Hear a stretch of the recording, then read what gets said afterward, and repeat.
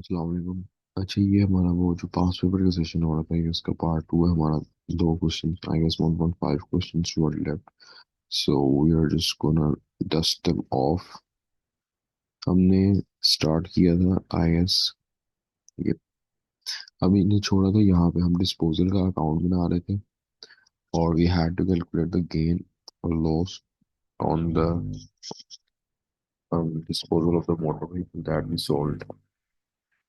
तो जल्द से एक रिकैप करते हैं, क्योंकि इसमें थोड़ा सा आई गेस डाटा जो होने चाहिए पार्ट में यूज होगा। तो पहले तो मैंने प्रॉपर डिस्पोजल की एंट्रीज बनाई थी, फिर मैंने उसके बाद फिर अकाउंट बनवाया था, फिर उसके बाद इंडियन के लिए मैंने वो निकलवाया था, क्या कहते हैं, गेन और लॉस निकलवाया था। लेकिन इसका एक तरीका जल्दी वाला भी है, मैं वो भी सिखा देता हूँ।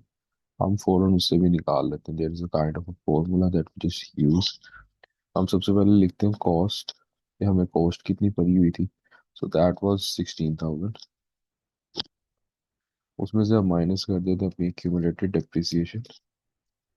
वो मैंने कैलकुलेट की थी, तो पहले साल की भी 7,000 आ रही थी, दूसरे साल की भी 7,000 आ रही थी, टोटल 14,000 थी।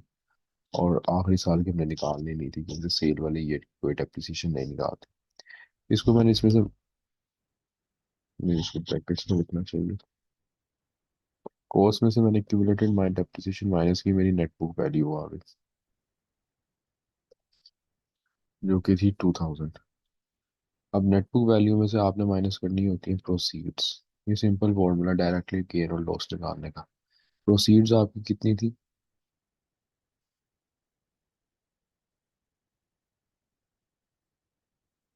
प्रोसीड्स थी आपकी 9,500।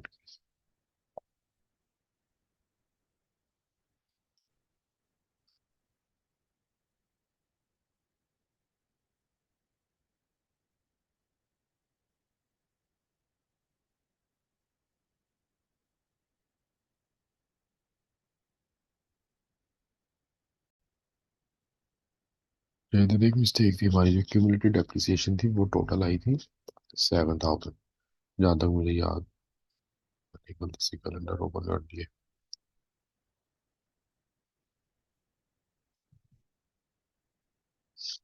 तो निकाल लेते हैं पहले साल की 16,000, क्योंकि एक्यूमुलेटेड डेप्रिसिएशन जीरो होती है। रिड्यूसिंग बैलेंस मेथड में मल्टीप्लाई पर 0.25, 4,000। और अगले साल की 16,000 माइनस 4,000, तो फिर डेप्रिसिएशन होगी अगले साल की एक्यूमुलेटेड 12,000 इंटू 0.25। दूसरे साल की 3,000, पहले साल की थी 4,000, टोटल आती है 7,000। तो हमारी एक्यूमुलेटेड डेप्रिसिएशन जो मैंने गलती से दिखती है 14,000 में 7,000 थी, उसको माइनस किया अपनी कॉस्ट में से, तो हमारा आंसर आया 9,000। इसमें से हमने अपनी माइनस कर देनी है प्रोसीड्स। अब एंड नेट बुक वैल्यू 9,000 है, प्रोसीड्स हमारी 9,500 है, तो ऑब्वियसली आंसर जो होगा वो -500 आएगा। तो जब भी आपका इसका आंसर नेगेटिव में आए, तो इट मीन्स कि आपका लॉस है। हाँ, अगर आपकी प्रोसीड्स ज़्यादा होती और प्रोसीड्स कम होती, नेट बुक वैल्यू ज़्यादा होती। I am again so sorry for this. ये आपका गेन है 500 का।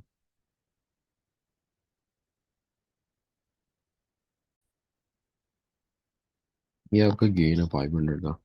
मुझे लगता है पिछले पार्ट के अंदर मैंने ये गलती की थी कि मैंने एक्यूमुलेटेड डेप्रिसिएशन गलती से अपनी 14,000 लिख दी थी, लेकिन वो 7,000 है। खैर, मैं इधर ये रूल लिख देता हूँ। देखो, इसको इस तरह से समझो, आपकी बुक्स के अंदर जो वैल्यू होती है ना एसेट की, वो आपकी नेट बुक वैल्यू होती है। आपके बुक्स के अंदर जो एसेट की वैल्यू आ रही है ना, वो आपकी आ रही है 9,000, लेकिन आपने उसको बेच दिया 9,500 का। यानी कि जो आपकी बुक्स में वैल्यू आ रही है उससे ज्यादा का आपने बेच दिया, तो ऑब्वियसली गेन है। हाँ, आपकी बुक्स के अंदर अगर वैल्यू आ रही होती फॉर एग्जाम्पल 10,000, और अगर आप बेचते थे 9,500 का, तो फिर आपने सस्ता बेचा, तब आपको 500 का लॉस होना था। मैं यहाँ पे फिर भी लिख देता हूँ, इफ प्रोसीड्स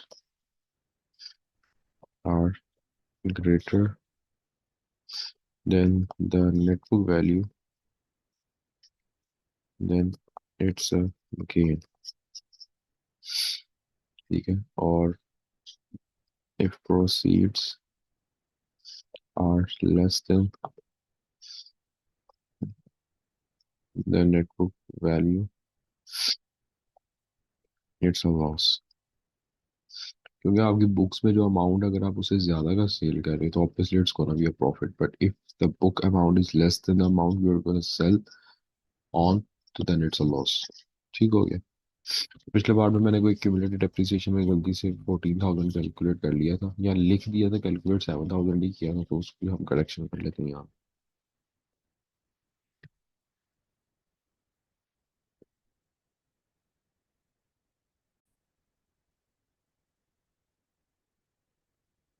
तो अगला क्वेश्चन करते हैं। It's saying the balances of Stella Ledger account at 1 Jan 2022 included the following: motor vehicles इतनी थी for 2022 को 48,000 की, और जो प्रोविजन फॉर डेप्रिसिएशन आ रही है दैट्स 21,000 की। ठीक है। और जो ऊपर हमने सारा काम किया है, हाँ, it all happened in 2000 and 2022। यानी ये साल के शुरू के उसने बैलेंसेस दिए हुए हैं कि साल के शुरू में मोटर व्हीकल्स की टोटल कॉस्ट इतनी थी और टोटल प्रोविजन फॉर डेप्रिसिएशन या क्यूमुलेटिव डेप्रिसिएशन इतनी आ रही थी। उसके बाद आपने साल के दौरान एक एसेट को बेचा है। अब आपने, मेरा ख्याल है, मोटर व्हीकल अकाउंट बनाना और प्रोविजन फॉर डेप्रिसिएशन अकाउंट बनाना, क्या कहते हैं? Prepare stylus motor vehicle account for the year ended 31 दिसंबर 2022। ठीक है। बैलेंसेस दिए हुए हैं 1 जनवरी 2022 के ऊपर, हमें पता हमने एक मोटर व्हीकल सेल की है 2022 के अंदर, और नीचे अब हमने अकाउंट क्लोज करना है 31 दिसंबर 2022 का। Balance account on 31 December 2020 bring down the balance, ही यही कह रहे हैं कि बैलेंस कैरी डाउन और बैलेंस ड्रॉ डाउन भी बनाना है। इजी सीन है। सबसे पहले हम लिखेंगे balance draw down. Balance draw down हमारे पास कितनी मोटर व्हीकल्स थी? वो था 48,000, ये लिखा हुआ। फिर पूरे साल में क्या हमने कोई नया मोटर व्हीकल खरीदा? नहीं, I don't think so we purchased another motor vehicle, but we did sell one of the motor vehicles. अच्छा, सिंस ये मोटर व्हीकल का अकाउंट बन रहा है तो मैं यहाँ पे एक रूल लिख देता हूँ। Motor vehicle accounts are always created on cost. इसमें कोई एक्यूमुलेटेड डेप्रिसिएशन, कोई किसी चीज़ का ताल्लुक नहीं होता, ये सिर्फ कॉस्ट के ऊपर बनती है। साल के शुरू में हमारे पास 48,000 की कॉस्ट की मोटर व्हीकल्स पड़े थे, और साल के दौरान हमने एक मोटर व्हीकल अपना सेल आउट कर दिया। अब सेल आउट कर दिया और मोटर व्हीकल का अकाउंट बना रहे हैं, तो उसके हम देखेंगे कॉस्ट कितनी है। अगर हमें याद भी हो तो जो डिस्पोजल की पहली एंट्री थी वो क्या थी? Rapid disposal, 16,000। Credit motor vehicle, technically ये वाली एंट्री है ना, यही पोस्ट हो रही है आपके मोटर व्हीकल अकाउंट में। तो डेबिट हो रहा है डिस्पोजल, क्रेडिट हो रहा था मोटर व्हीकल, किस पे? कॉस्ट पे। लेकिन मैं वैसे थंब ऑफ रूल के लिए बता रहा था कि जब भी आप मोटर व्हीकल का अकाउंट बनाते हैं, किसी कॉस्ट नॉन करंट एसेट का अकाउंट बनाते हैं, it could be furniture, office equipment, anything, it's always created of cost. ठीक है। वन पर्सपेक्टिव ये है इसको देखने का। सेकंड पर्सपेक्टिव इज कि हम ये जो फर्स्ट डिस्पोजल की एंट्री में इसको रिपोर्ट कर रहे हैं, तो डेबिट डिस्पोजल हो रहा है, क्रेडिट मोटर व्हीकल हो रही है। तो हम इधर आएंगे, इधर आगे हम लिखेंगे डिस्पोजल और 16,000। बस पूरे साल में मोटर व्हीकल के अंदर यही चेंजेस आई हैं। So we are just gonna balance इस आउट, और छोटी साइड को, बड़ी साइड ये है, इधर लिखेंगे 48,000।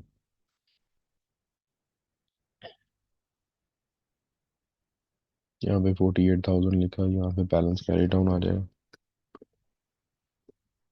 हम्म, कितना आ जाएगा? ये आ जाएगा तकरीबन 32,000। यहाँ पे आ जाएंगे और यहाँ पे हम बैलेंस नया ब्रॉड डाउन लिख देंगे।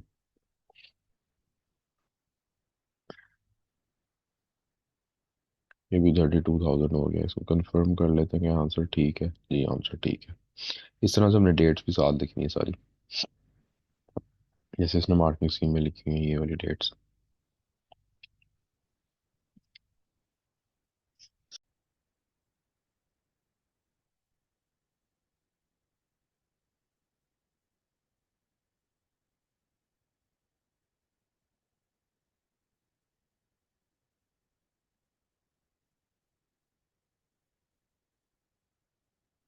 बाद उसने हमें ऐसे कहा कि प्रोविजन फॉर डेप्रिसिएशन का अकाउंट बना लें। तो सबसे पहले तो प्रोविजन फॉर डेप्रिसिएशन हमेशा प्रोविजन है, प्रोविजन का लफ्ज जहाँ पे भी आ जाए तो उसकी क्रेडिट नेचुरल। सबसे पहले तो हम इधर आएंगे, तो लिखेंगे बैलेंस ब्रॉड डाउन। वो हमें उसने दिया हुआ था 31 दिसंबर, जनवरी 1 जनवरी 2022 का, हुआ 21,000। इनकी मैं साथ डेट्स भी लिखता रहता हूँ क्योंकि ये थोड़ी सी इंपॉर्टेंट है डेट्स, तो यहाँ पे लिखता रहता हूँ। मैं ले लूँगा 2022, यहाँ पे नीचे लिख दूँगा फर्स्ट चैन। ठीक हो गया, मैंने डेट्स लिख दी। अब दो चीज़ें हैं। सबसे पहले तो हमने जो क्या कहते हैं डिस्पोजल की अपनी जो सेकंड वाली बनाई थी डबल एंट्री, वो मैं यहाँ पे फिर से लिखता हूँ। हमने बनाई थी डेबिट एक्यूमुलेटेड। ये चलो प्रोविजन का नाम इस्तेमाल कर लेते हैं, वो हर जगह ये इस्तेमाल करना, प्रोविजन फॉर डेप्रिसिएशन। कितना, 7,000। और क्रेडिट हमने किया था डिस्पोजल। सबसे पहले तो बिना कुछ सोचे समझे ये वाली जो एंट्री थी ना, ये रिकॉर्ड कर देते हैं। प्रोविजन फॉर डेप्रिसिएशन डेबिट हो रही है, क्यों डेबिट हो रही है? क्योंकि आपने ये वाला एसेट सेल कर दी। जब आपने ये एसेट सेल कर दी तो उसकी जितनी भी आपने डेप्रिसिएशन कलेक्ट की हुई थी ना आज तक, आप सारी की सारी खत्म कर रहे हैं डेबिट करके। तो डेबिट कर देंगे प्रोविजन फॉर डेप्रिसिएशन, यहाँ पे आ जाएगा डिस्पोजल। इधर आ जाएगा 7,000। अभी किस डेट को हमने किया, ये हमने 2022 को ही किया, लेकिन उसमें कोई स्पेसिफाइड डेट नहीं बताई थी हमने कब बेचा है। उसने बस ये बताया था कि हमने 2022 में इसको बेच दिया, तो हम यहाँ पे 31 दिसंबर ही लिख देंगे। ये तो हो गया। अब सीन ये है, ये मोटर व्हीकल थी 48,000 की। इनमें से इसी, ये देखो 1 जनवरी 2022 को बैलेंसेस है, और जो हमने बेचा है वो हमने 31 दिसंबर मतलब 1 जनवरी के बाद बेचा है। यानी कि इस 48,000 में से आपने 16,000 का जो मोटर व्हीकल की थी वो बेच दिया साल के दौरान में।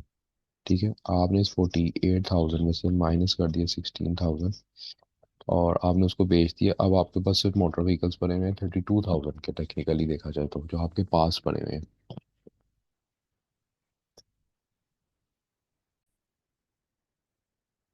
32,000 के पड़े हैं। और जो प्रोविजन फॉर डेप्रिसिएशन थी साल के शुरू में वो 21,000 थी। इसमें से भी आपने जो अपना ये वाला मोटर व्हीकल बेचा है ना, उसमें आपने डेबिट कर दी प्रोविजन फॉर डेप्रिसिएशन 7,000, यानी कि आपने उसकी डेप्रिसिएशन वो भी खत्म कर दी। इस 21,000 के अंदर तो वो डेप्रिसिएशन रिफ्लेक्ट हो रही है ना उसकी, जो हमने मोटर व्हीकल अपना सेल आउट किया। तो इसमें से माइनस कर देंगे 7,000।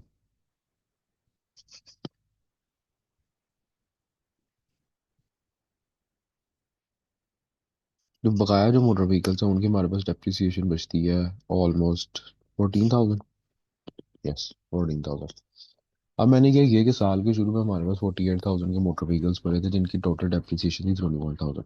मैंने इसी साल अपना एक मोटर व्हीकल बेच दिया और 16,000 का। तो सबसे पहले तो मैंने उसको 48,000 में से माइनस किया कि यार चलो उसको निकाल के मेरे पास 32,000 के मोटर व्हीकल्स पड़े हुए हैं। लेट्स सपोज उस मोटर व्हीकल को जिसको मैंने सेल किया हम उसको कहते हैं मोटर व्हीकल 1। मैंने कहा कि यार जो टोटल डेप्रिसिएशन भी पड़ी हुई थी ना साल के शुरू में वो सारे मोटर व्हीकल्स की थी। तो उसमें से भी जो मैंने मोटर व्हीकल 1 सेल किया उसकी डेप्रिसिएशन भी खत्म कर दो, क्योंकि अब तो हमारे किसी काम के नहीं। अब जो हमारे बकाया मोटर व्हीकल्स बच गए ना अपार्ट फ्रॉम मोटर व्हीकल 1, उनकी कॉस्ट कितनी है 32,000, और उनकी टोटल प्रोविजन फॉर डेप्रिसिएशन कितनी है 14,000। अब पार्ट ऑफ द क्वेश्चन ये बनता है कि यार जो रिमेनिंग मोटर व्हीकल्स थे उनकी डेप्रिसिएशन तो चार्ज करनी है ना इस साल। डेप्रिसिएशन एक्सपेंस फॉर रिमेनिंग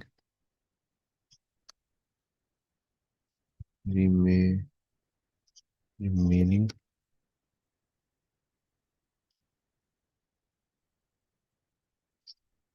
उनकी डेप्रिसिएशन एक्सपेंस तो चार्ज करना जो रिमेनिंग मोटर व्हीकल्स है, जो कि कौन से हैं 32,000 जिसकी कॉस्ट और 14,000 उनकी टोटल प्रोविजन फॉर डेप्रिसिएशन है। और डेप्रिसिएशन हम किस तरह से निकालते हैं, हम रिड्यूसिंग बैलेंस मेथड से निकालते हैं। वो क्या फॉर्मूला बताता है, फॉर्मूला बताता है cost minus accumulated depreciation. Reducing balance method वो कहता है cost minus accumulated depreciation into x percentage. तो बाकी मोटर व्हीकल्स की हम रिमेनिंग मोटर व्हीकल्स की डेप्रिसिएशन निकाल लेते हैं, वो कितनी आएगी 32,000 में से माइनस करेंगे उनकी provision for depreciation that was 14,000, multiply by rate हमारा क्या था 25%। इसको कैलकुलेट कर लेते हैं यहाँ पे।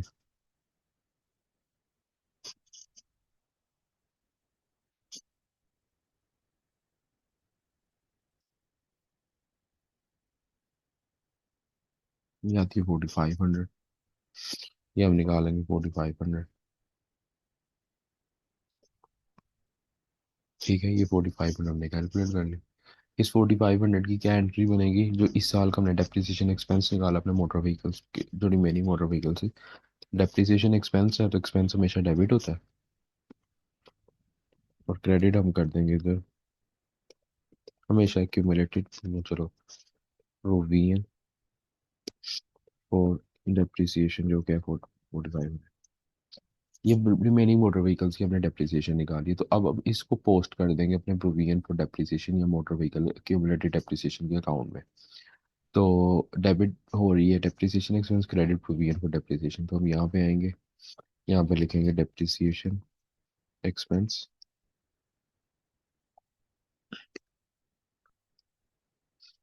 कितना रिमेनिंग मोटर व्हीकल्स का 4500। साथ डेट लिखेंगे, और ये हमेशा साल के एंड पे ही, क्योंकि साल के एंड की डेप्रिसिएशन निकाल रहे हैं, बट 2022 हम ऑलरेडी लिख चुके हैं, तो हम सिंपली यहाँ पे 31 दिसंबर लिखेंगे। That's all. अब इस अकाउंट को ना समझते हैं।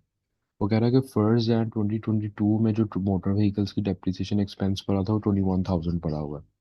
टोटल प्रोविजन फॉर डेप्रिसिएशन इतनी पड़ी हुई है, क्यूमुलेटेड डेप्रिसिएशन इतनी पड़ी हुई है। अब मैं प्रोविजन ही नाम लूंगा, क्योंकि मुझे लगता था कि उसने नाम चेंज कर दिया हुआ है, लेकिन वो अभी भी प्रोविजन ही इस्तेमाल करता है। तो प्रोविजन फॉर डेप्रिसिएशन जो टोटल डेप्रिसिएशन थी जितनी, वो थी 21,000। अब इसी साल आपने एक एसिड बेच दिया, तो उसकी जो प्रोविजन फॉर डेप्रिसिएशन है वो देखो आपने उसकी ऑपोजिट साइड पे ले दी, यानी 21,000 में से ये 7,000 ऑटोमेटिकली माइनस हो जाएगा। आपने कहा ठीक है, उसको बेच तो दिया, लेकिन इस पूरे साल में जो बकाया मोटर व्हीकल्स थे उन पे तो मजीद डेप्रिसिएशन इस साल की चार्ज होगी ना। अब वो जो ये 4500 है ना, वो इसको रिप्रेजेंट कर रहा है। 21,000 में से 7,000 माइनस हो रहा है जो एसेट बेच दिया, और 4500 ऐड हो रहा है जो बकाया एसेट की डेप्रिसिएशन थी। तो हो गया। इस प्रोविजन फॉर डेप्रिसिएशन अकाउंट में हमेशा तीन एंट्रीज ही आती हैं। ब्रॉड डाउन, उसने हमेशा खुद दिया होगा। डिस्पोजल आप कैलकुलेट कर लोगे कि जो एसेट बेचा उसकी प्रोविजन फॉर डेप्रिसिएशन कितनी होगी, आप अपने कैलकुलेट कर लोगे। फिर आपके पास सिर्फ ये वाली एंट्री आती है डेप्रिसिएशन एक्सपेंस की, और डेप्रिसिएशन एक्सपेंस की जो एंट्री होती है ना, इसको हमेशा याद रखना है कि ये रिमेनिंग मोटर व्हीकल्स की होती है।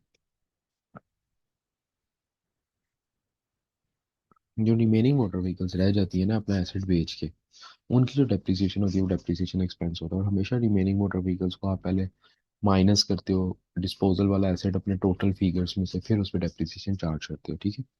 अब इसकी बड़ी साइड कितनी आ जाएगी, ये वाली आ जाएगी जो कि बन जाएगी तकरीबन 25,500, और यहाँ पे भी आ जाएगी 25,500। यहाँ पे आपका आ जाएगा बैलेंस कैरी डाउन, और ये आ जाएगा तकरीबन 25,500, और ऊपर कितना, 7,000।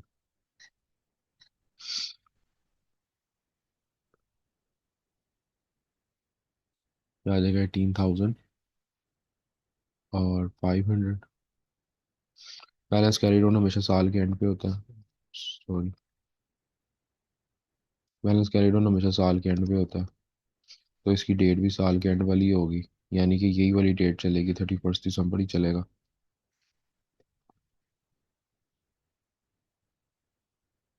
अब आपने बनाना है यहाँ पे बैलेंस प्रोडाउन। बैलेंस प्रोडाउन हमेशा अगले साल की नई डेट पे बनता है।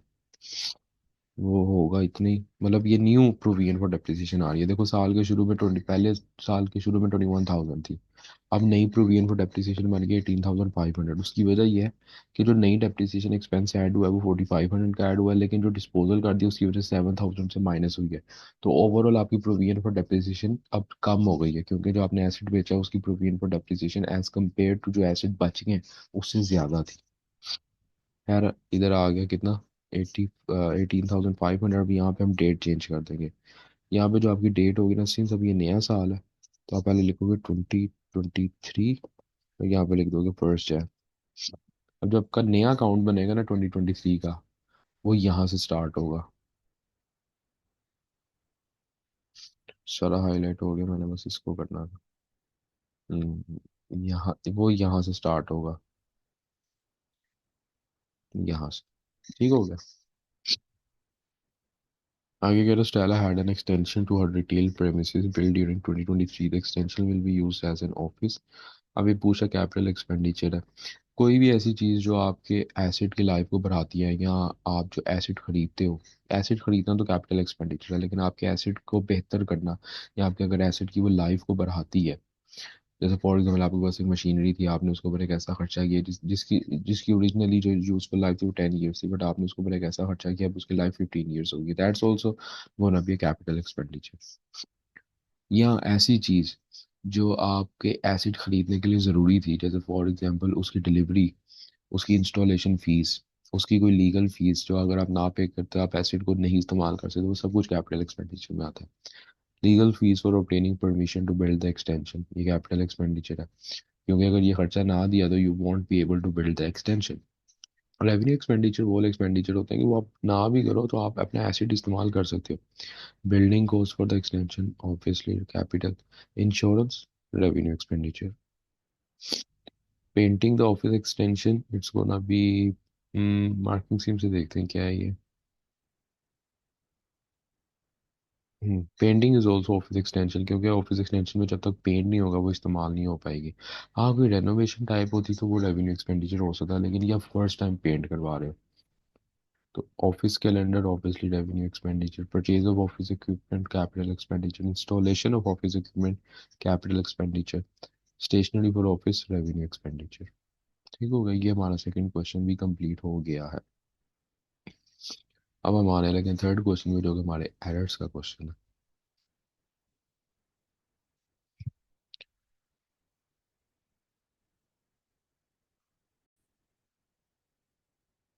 तो जी देखते हैं ये क्या कह रहा है।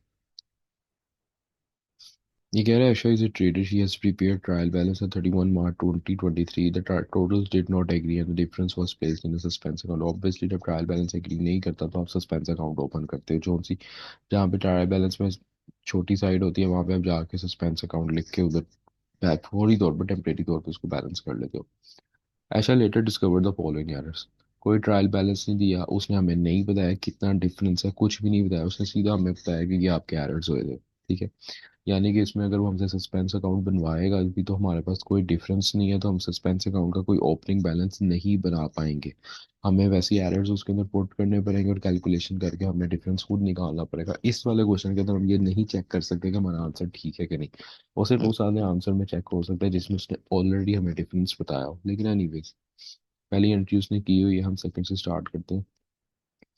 कहते हैं credit sales to Raymond of 105 had been debited to the sales account and credit to the Raymond's account। यहाँ पे लिख लेते हैं कि टेक्निकली हुआ कि क्रेडिट सेल्स की थी रेमंड को, तो डेबिट होना चाहिए था रेमंड को और क्रेडिट होना चाहिए था सेल्स को। अब देखते हैं हमने क्या किया। हमने जो गलत एंट्री बनाई है वो हमने किया है कि it has been debited to the sales account and credited to the Raymond's account. आपने उल्टा कर दिया, आपने डेबिट कर दिया सेल्स अकाउंट को और क्रेडिट कर दिया रेमंड अकाउंट को। जब भी हम इस तरह की गलतियां करते हैं ना, जब हम उल्टा कर देते हैं दोनों अकाउंट्स में, यानी कि जिसको डेबिट करना था उसको क्रेडिट कर देते हैं, जिसको क्रेडिट करना था उसको डेबिट कर देते हैं, तो हमेशा जो सही वाली एंट्री पास होती है ना वो डबल अमाउंट से पास होती है। वो मैं अभी प्रूव भी कर देता हूँ। अब हम इसकी सही वाली एंट्री बनाते हैं। सही वाली एंट्री में सबसे पहले जो गलत एंट्री बनाई है ना उसको ख़त्म करेंगे। देखो आपने डेबिट कर दिया सेल्स को 105 थी, इवन तो आपने क्रेडिट करना था, यानी कि आपने उल्टा इम्पैक्ट कर दिया। सबसे पहले तो हम क्या करते हैं, पहले चलो डायमंड को देखते हैं। डायमंड को आपने डेबिट करना था, आपने क्रेडिट कर दी। चलो छोड़ो, हम सबसे पहले अपना स्टेप फॉलो करते हैं कि यार जो एरर किया है ना उसको सबसे पहले रिवर्स करते हैं। आपने क्रेडिट कर दिया डायमंड को, जो कि नहीं करना था आपने, तो इसको ख़त्म करने के लिए हम क्या करेंगे, डायमंड को डेबिट कर देंगे एरर का इम्पैक्ट ख़त्म करने के लिए। उसके बाद इसके आगे मैं लिख भी देता हूँ, रेक्टिफिकेशन ऑफ एरर। एरर को ख़त्म करने के लिए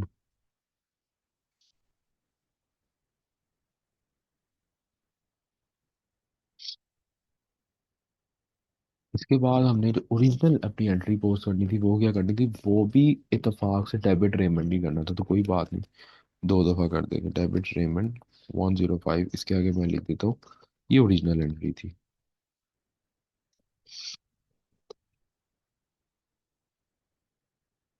फिर बाद दूसरी देखते हैं।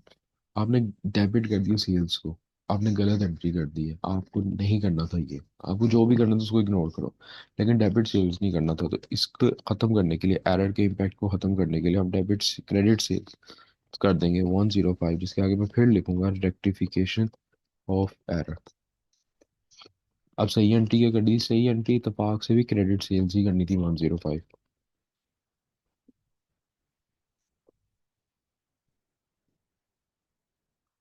ठीक है। अब अकाउंटिंग कहती है कि दो दफा, अब छोड़ दो पीछे क्या हुआ, टेक्निकली दो दफा पेमेंट डेबिट हो रहा है, दो दफा क्रेडिट हो रही है सेल्स सही करने के लिए। ये मैंने अपने फर्स्ट एरर वाले क्वेश्चन के अंदर टी अकाउंट्स बना के प्रूव भी किया था।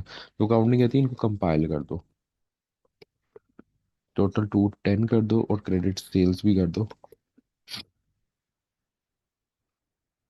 ये आपकी सही वाली एंट्री बन जाएगी। ठीक है।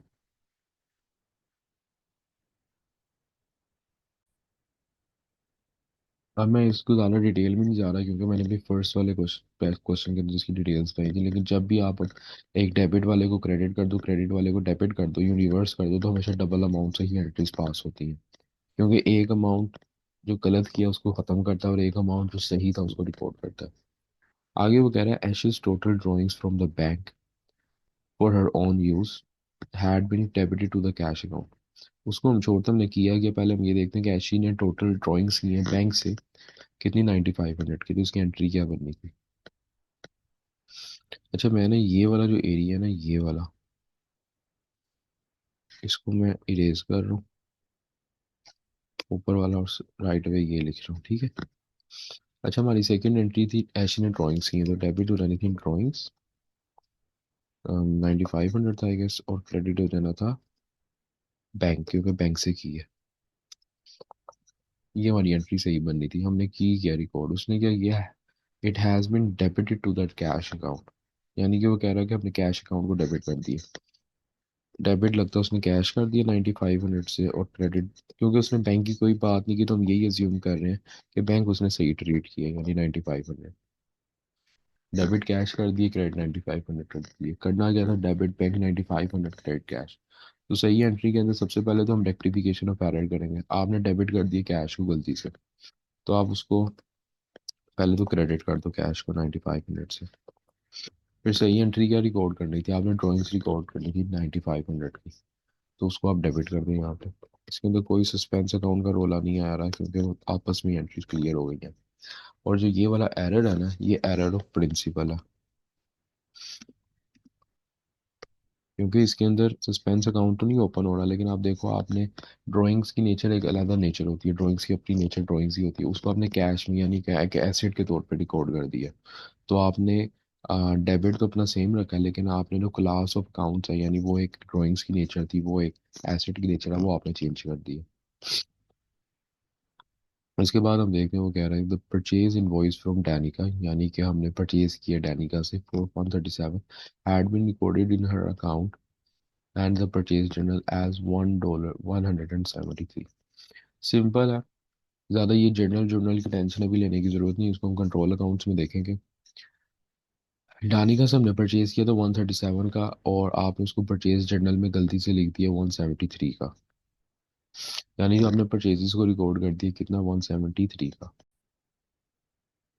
तो सबसे पहले तो देख रहे हैं कि आपने डानिका से परचेज किया, तो आपकी एंट्री क्या बननी चाहिए थी। आपने डानिका से परचेज किया, तो आपकी एंट्री क्या बननी चाहिए थी, आपकी एंट्री बननी चाहिए थी डेबिट परचेजेस, क्रेडिट डानिका। किया कितने का परचेज है, आपने परचेज किया उससे 137 का, जो ओरिजिनली परचेज किया। और अब देखते हैं हमने गलत एंट्री रिकॉर्ड क्या किया है। आप वो कह रहा है कि हमने उसके अकाउंट में भी, और परचेजेस का जो जर्नल का अकाउंट था यानी परचेज के अकाउंट में भी 173 से रिकॉर्ड कर दिया। वाह।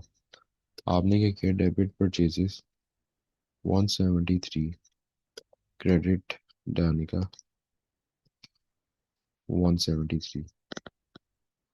हमने रिकॉर्ड करना था 137, आपने रिकॉर्ड कर दिया 173। दानिका में भी 137 रिकॉर्ड करना था, गलती से 173। अब इसमें डेबिट क्रेडिट गलत नहीं किया, अमाउंट गलत प्लेस किए।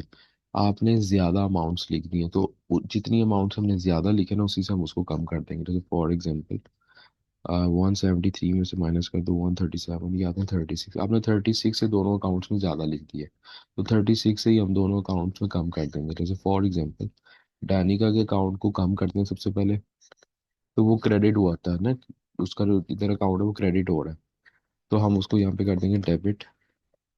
डैनिका 173 क्रेडिट परचेजेस को भी कम कर देंगे 170। ओहो 173 लिख रहा हूँ 36।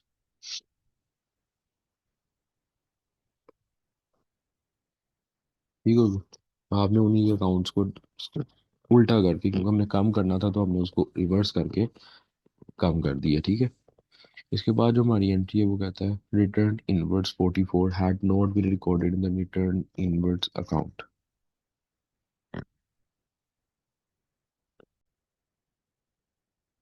तो इधर उसने मेरे को खास डिटेल नहीं दी, उसने मेरे को बस ये दिया कि रिटर्न इनवर्ड्स था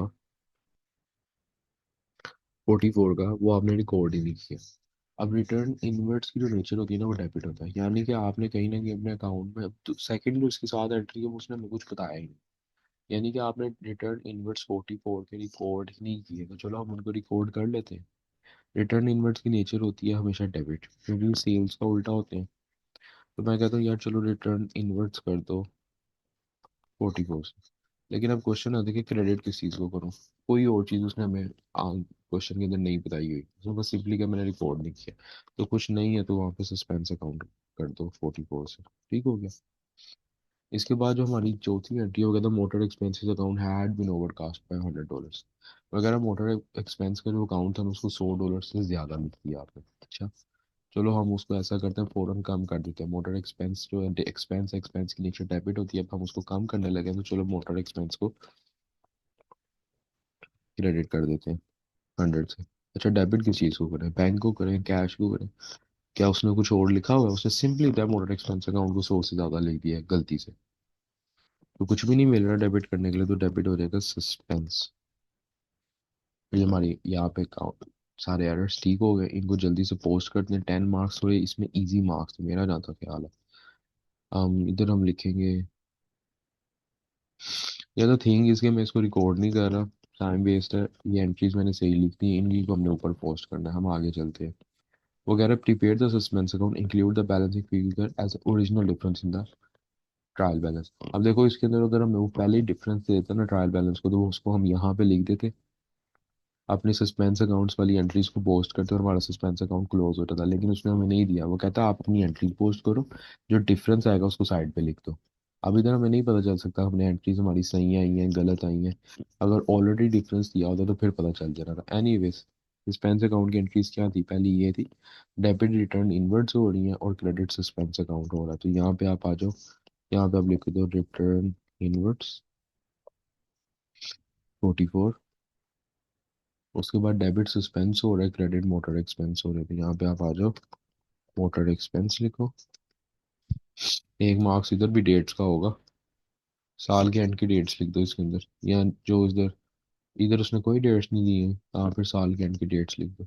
बस ठीक है, ये करो, इसको बैलेंस करो। यहाँ पे आ जाएगा आपका बैलेंसिंग फिगर। इसके अंदर कैरी डाउन ब्रॉट डाउन्स नहीं होते। ये आ जाएगा 66, यानी कि हमारे हिसाब से ट्रायल बैलेंस के अंदर 66 का डिफरेंस होगा। यहाँ पे भी 100 लिख दो टोटल करके, यहाँ पे भी 100 लिख दो टोटल करके। That's all. Motor suspense account बन गया। अच्छा, वो कहते हैं Asia's capital eight 1 April 2022 was 31,000। Her draft profit before the correction of errors was 15,600। अच्छा, ये बड़ा मज़ेदार सवाल है। वो कह रहा है कि एशिया का जो कैपिटल था ना, वो साल के शुरू में था 31 था 31,000, और जो उसने अपना साल के एंड पे 31 मार्च 2023 को,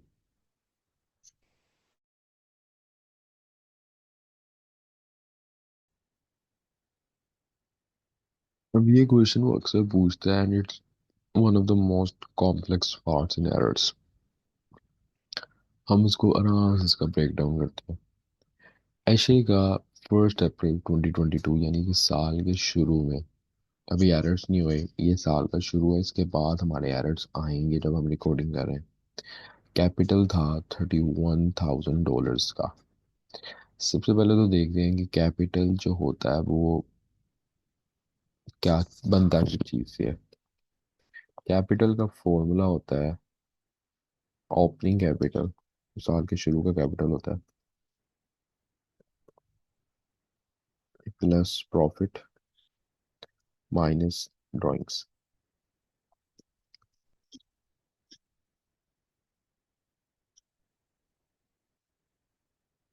ठीक है।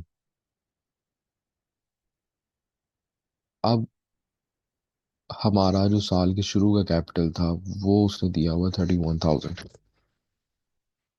ठीक है। साल के शुरू का कैपिटल, यहाँ से स्टार्ट करता हूँ।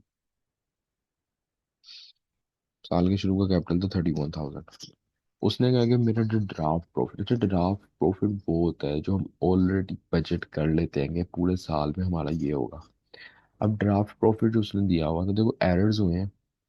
एरर्स जो होते हैं वो हमेशा आपके प्रॉफिट को कोई ना कोई एरर इम्पेक्ट तो करेगा। उसने कहा मेरा जो ड्राफ्ट प्रॉफिट है साल के एंड का 31 मार्च 2023 का before correction of the errors वो है 15,600। यानी कि फिलहाल हमें ये पता था कि ये 31,000 हमारा साल के शुरू का कैपिटल, इसमें हमने 15,600 ऐड करना है, और इसमें से हमने माइनस कर देनी है ड्राइंग्स। हमारा यूँ क्लोजिंग कैपिटल साल के एंड का निकल जाना था 31 मार्च 2023 का। लेकिन सीन ये हो गया कि ये प्रॉफिट का फिगर भी ख़राब हो गया, क्योंकि हमारे हो गए हैं बीच में एरर्स। और ये ड्राइंग्स का फिगर भी ख़राब हो गया अगर कोई ड्राइंग्स के रिलेटेड भी एरर हमने कर दिया। अब वो कह रहा है कि एशे का कैपिटल कैलकुलेट करें, ये वाला जो हमने ये वाला कैलकुलेट करना है 31 मार्च 2023 का, after the credits have been corrected. हमारा जो ओपनिंग कैपिटल है ना वो हमें पता है कि यार ये तो 100% ओके है। अब 15,600 the profit which was calculated before the correction of the errors, यानी कि अब हमने एरर्स को जब करेक्ट किया तो हमने उन एरर्स का इम्पैक्ट किस पे इम्पोज करना है, 15,600 पे। यार एरर्स ठीक करने के बाद हमारा प्रॉफिट कितना आता है, और एरर्स ठीक करने के बाद हमारी ड्राइंग्स कितनी आती हैं, अगर दी हुई है या नहीं दी हुई जो भी है, देखते हैं इसको। हम जब इसका इम्पैक्ट कैलकुलेट कर लेंगे ना तो हमें पता चल जाएगा कि यार हमारा अब क्लोजिंग कैपिटल क्या होगा। अब इसको स्टार्ट करते हैं, पहले प्रॉफिट का इम्पैक्ट निकालना शुरू करते हैं। ये ड्राफ्ट प्रॉफिट कितना था, या ड्राफ्ट प्रॉफिट था 15,600। अब इसके नीचे ना हम करेक्शन ऑफ एरर्स स्टार्ट करते हैं। वो सारे एरर्स जिसकी वजह से हमारा प्रॉफिट कम होगा हम माइनस कर देंगे, और वो सारे एरर्स जिसकी वजह से हमारा प्रॉफिट ज़्यादा होगा वो हम इसके अंदर ऐड कर देंगे। अब पता है कैसे चलेगा, पता चलेगा कॉमन सेंस से। हम एक एक एंट्री को देखना शुरू करते हैं। एरर 15,600 वो प्रॉफिट है जो आपने एरर्स के साथ निकाला था, यानी एरर्स मौजूद थे, गलत एंट्रियां करके जो निकाला था। जैसे फॉर एग्जाम्पल पहली एंट्री जो थी उसके अंदर आपने डेबिट सेल्स को कर दिया था, क्रेडिट पेमेंट को कर दिया था, उल्टा कर दिया था। इसके साथ आपने 15,600 का प्रॉफिट निकाला। अब जब हमने इसको सही किया तो हमने क्या किया, डेबिट कर दिए रेमेंट को, क्रेडिट कर दिए सेल्स को। आपने पता है क्या देखना है, तो प्रॉफिट के ऊपर इम्पैक्ट कैलकुलेट करना है ना, आपने आखिरी वाली अपनी एंट्रीज को देखना है। रेमंड जो है वो एक ट्रेड रिसीवेबल है, उसका प्रॉफिट से कोई ताल्लुक नहीं है, वो बैलेंस शीट के अंदर आता है। आपने कौन सी चीज़ों को नोटिस करना है, जो इनकम स्टेटमेंट की चीज़ें, क्योंकि इनकम स्टेटमेंट की चीज़ें प्रॉफिट को इम्पैक्ट करती हैं। इसके अंदर सेल्स जो है वो हमारी क्रेडिट हो रही है पहली एंट्री के अंदर। सेल्स इनकम स्टेटमेंट की चीज़ें, इसका इम्पैक्ट प्रॉफिट पे आएगा। सेल्स क्रेडिट हो रही है यानी कि सेल्स भर रही है या कम हो रही है।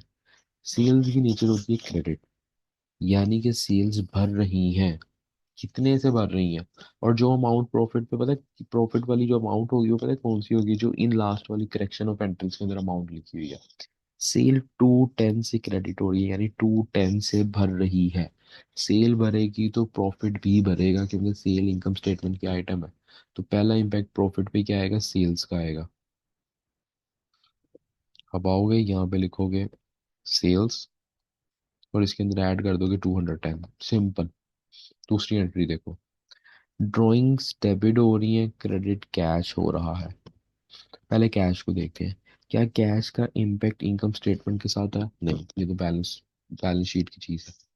ड्राइंग्स डेबिट हो रही है, यानी ड्राइंग्स 9,500 से भर रही हैं। ड्राइंग्स का भी प्रॉफिट के ऊपर कोई इम्पैक्ट नहीं होता। हाँ, हालांकि इसको हम ज़रूर इस्तेमाल ज़रूर करेंगे यहाँ पे, लेकिन अभी हम प्रॉफिट के साथ पंगे ले रहे हैं, तो ड्राइंग्स भी बैलेंस शीट में जाती है, प्रॉफिट में नहीं इम्पैक्ट डाले, क्योंकि इनकम स्टेटमेंट कोई इम्पैक्ट नहीं डालती है। तीसरी वाली एंट्री में डेबिट आप डैनी का कर रहे हो, क्रेडिट आप परचेजेस कर रहे हो। डैनी का आपका ट्रेड पेबल है, तो ये तो जाता है बैलेंस शीट में, इसका इनकम स्टेटमेंट या प्रॉफिट से कोई ताल्लुक नहीं। परचेजेस इनकम स्टेटमेंट में आती है, यानी अगर ये ऊपर नीचे होंगे तो प्रॉफिट पे फर्क आएगा।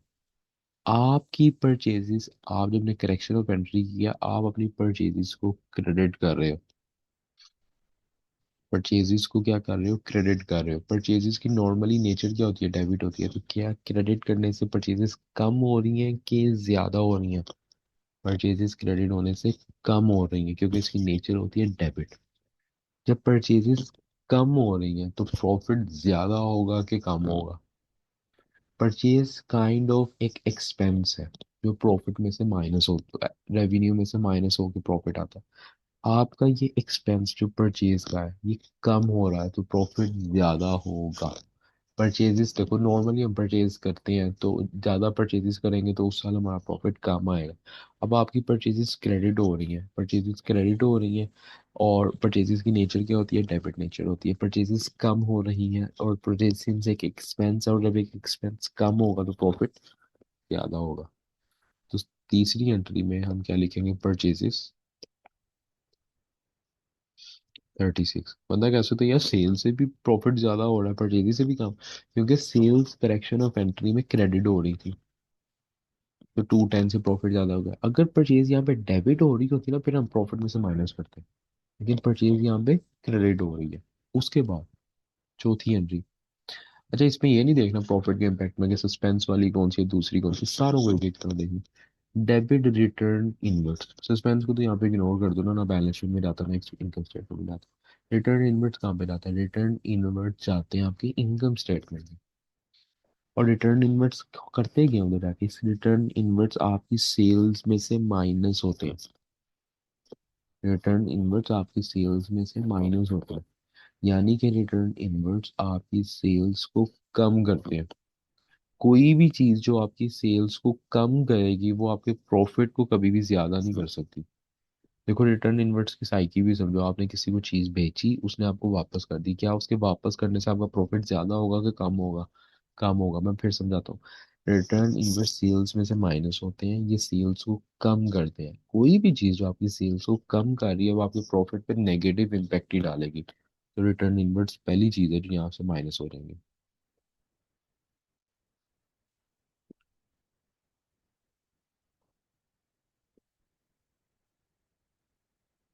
सिंपल सिंपल प्रॉफिट पे इम्पैक्ट देखने की, यार ये चीज प्रॉफिट को ज्यादा करती है, सेल्स क्रेडिट हो रही है, सेल्स ज्यादा हो रही है, सेल्स प्रॉफिट को ज्यादा करती है, ऐड कर दो। परचेजेस जो है वो प्रॉफिट को करती तो कम है, क्योंकि वो आप एक्सपेंस है, लेकिन वो यहाँ पे क्रेडिट हो रही है। अच्छा, क्रेडिट हो रही है तो ये प्रॉफिट को ज्यादा कर देगी। इस तरह लास्ट वाली एंट्री देखें तो डेबिट मोटर एक्सपेंस हो रहा है, डेबिट सस्पेंस हो रहा है, क्रेडिट मोटर एक्सपेंस हो रहा है। सस्पेंस को तो पार ही करो, ये कहीं पे भी नहीं जाता। मोटर एक्सपेंस इनकम स्टेटमेंट में जाता है। अच्छा, मोटर एक्सपेंस तो हमेशा प्रॉफिट को कम करेगा, लेकिन यहाँ पे देखो, मोटर एक्सपेंस क्रेडिट हो रहा है, क्रेडिट का मतलब मोटर एक्सपेंस कम हो रहा है। आपका एक्सपेंस कम हो तो प्रॉफिट ज्यादा होता है कि कम होता है? एक्सपेंस कम होने की वजह से ऑब्वियस ही बात है कि प्रॉफिट ज्यादा होगा। तो यहाँ पे आप लिखोगे मोटर एक्सपेंस कितना था, 100। इससे आपका प्रॉफिट ज्यादा हो जाएगा। अब ये आपने किए करेक्शन ऑफ एरर्स, इसके बाद आप अपना निकालोगे फाइनल प्रॉफिट, इन सबको कैलकुलेट करके।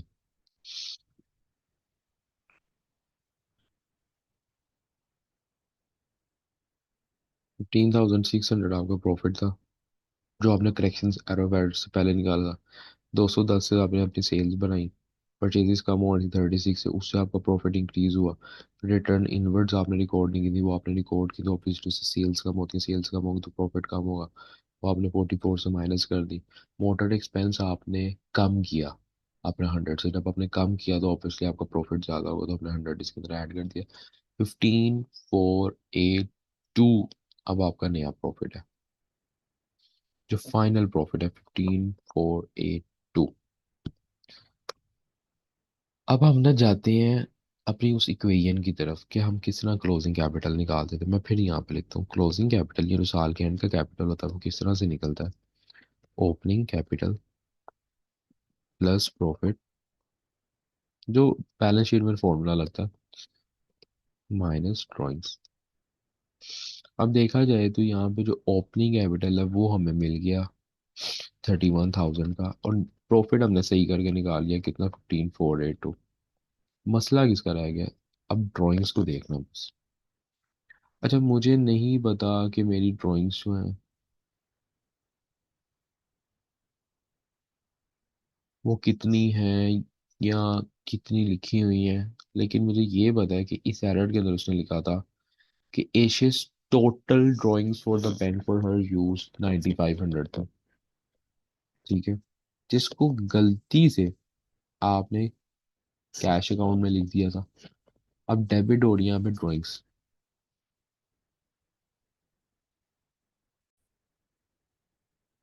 तो मुझे लगता है मैंने अपनी कैलकुलेटर में थोड़ी सी मिस्टेक की है। मैं इसको फिर से कैलकुलेट करता हूँ। 15,600 प्लस 2,210 प्लस 36 प्लस 100, पहले 100 प्लस कर लेता हूँ, माइनस 44, 15,902। पता नहीं कोई mistake he, I don't know.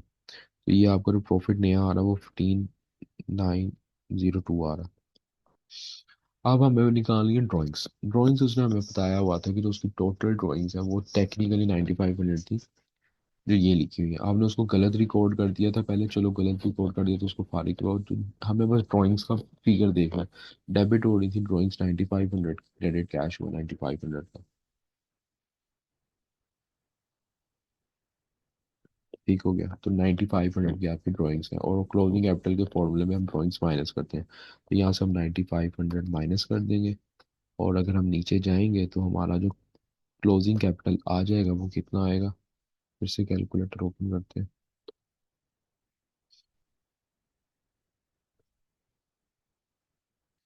Opening capital था 31,000, प्रॉफिट जो हमने कैलकुलेट किया after the correction of errors हुआ 15,902। इसमें से माइनस कर देंगे अपनी ड्राइंग्स को है 9500, तो हमारा जो क्लोजिंग कैपिटल है वो है 37,402। ये निकाला, तो ये इसके टोटल 7 मार्क्स थे। अगर ये ना समझ आए तो रिकॉर्डिंग को 2 दफ़ा सुनो, समझ आ जाएगा। ठीक है, यहाँ पे हमारा आंसर क्लोज होता है, और ये हम टोटल 3 क्वेश्चन पास पेपर्स के कर लिए, 2 नहीं किए। यानी कि इस पेपर का 3/5 हमें आता था almost, which I can say is around like 60% हमें पेपर आता था अभी, और हमने पूरा किया है। ठीक है, so this was it, pass paper session खत्म। कल से फिर से कंट्रोल अकाउंट्स, नया चैप्टर है कंट्रोल अकाउंट्स की कोशिश करते हैं।